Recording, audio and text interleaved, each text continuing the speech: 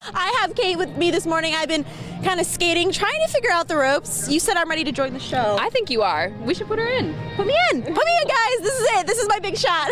Teachers demanded that 4 board members resign by this afternoon. Here are signs that are planted. A lot of that snow has actually now turned to sleet. That's a lot of what we're seeing right now. It's kind of hard to see on the ground, but There is still quite a scene here. You can even see this tape still here blocking off the street. See if I can turn this on. This is how we're celebrating today out here.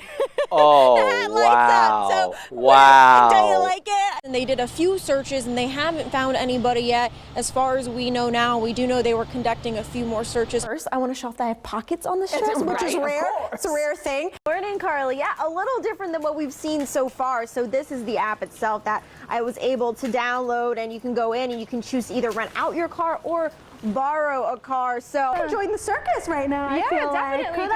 Totally.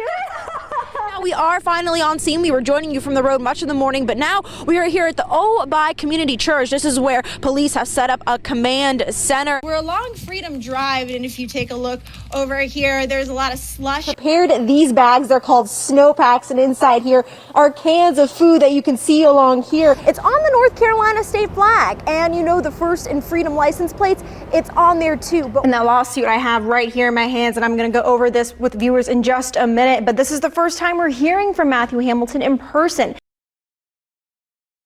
Lots of support for teachers, parents, and students outside of Union Day School as they protest the school board's decision to fire their principal, Matthew Hamilton.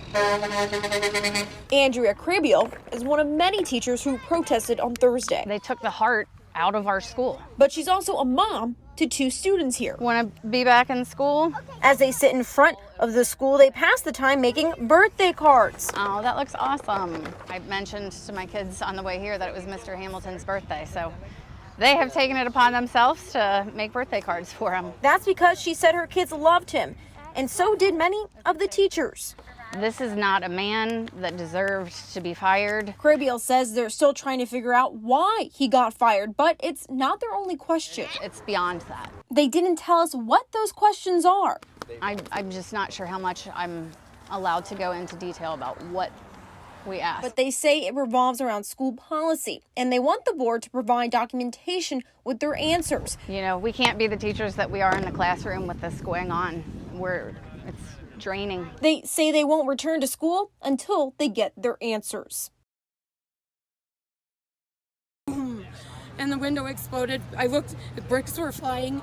Panic set in for Heather Gulis-Kershesky, who directly lives across from the home that exploded. I grabbed my cat, stuck him in a carrier, and I said, "It's an emergency, get in here." And I grabbed my diabetic medication, Phil's medication, and I grabbed my purse and my stuff I needed. And we're getting married Friday. Yeah, I grabbed my wedding dress too and my veil. Her neighbor, Mike Salamo, described a similar scene. Woke up, made my coffee, got my coffee, went to the front room as usual, opened my blinds, and that's when the explosion happened. And I saw a big white flash, kind of stood me back, and then I saw debris flying around. Once the smoke and debris cleared, I noticed the home across the street was leveled. He's a volunteer firefighter and jumped into action. I immediately got my turnout gear on, went out and checked all the homes, and made sure no one else was home, or told them to get out. He told me, he says, "Heather, you've got to get out of here. Just grab what you need. You've got to get out." And I said to him, "I've got to get my cat. I've got to get my cat. My son's guinea pig, and my medication." And it's like your brain, it's hard to digest, and your brain's like trying to grasp it. Both displaced from their home temporarily as first responders work to knock down the flames. Here you can see debris everywhere, even on top of the house next door. A neighbor captured this picture showing what it looked like before the fire was out. Heather saying she's grateful her son wasn't there. My 10-year-old son thankfully wasn't here. He's with his father because he would have been traumatized. The explosion damaged 7 other homes, but no other injuries were reported. He's right here. 6-year-old Nora Goodyear There's when he had a Brave shirt on. points out her grandfather, Dennis Kirkman, in pictures laying across the kitchen table. And I played games with him a lot. Her mother Karen and grandmother Ann show off their favorites. He ate all of that too. Then this is, of course, when he was in service. Dennis is a veteran. He served in the Vietnam War but was injured. You know, in rehab and hospitalized at Walter Reed and for quite a while. He then received the Purple Heart. These awards that he got for service. The pictures are all the family has right now. He liked to sit out on the back deck. Dennis is currently at the VA Medical Center in Salisbury.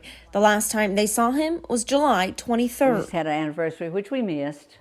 We missed his birthday. They were able to see him on a regular basis until the pandemic started. So we went from April till October without seeing him. Then they were allowed car visits. Once deemed safe, the VA allowed in-person visits, but they still had to keep their distance. Year and a half, we've not touched him at all. After trying to arrange a visit, they finally had a date set, only for it to not happen. He just wouldn't come out. Isolation has changed him. And that's one of their biggest concerns. Without regular visitation, they're worried. You know, we get the feeling that he thinks we've forsaken him.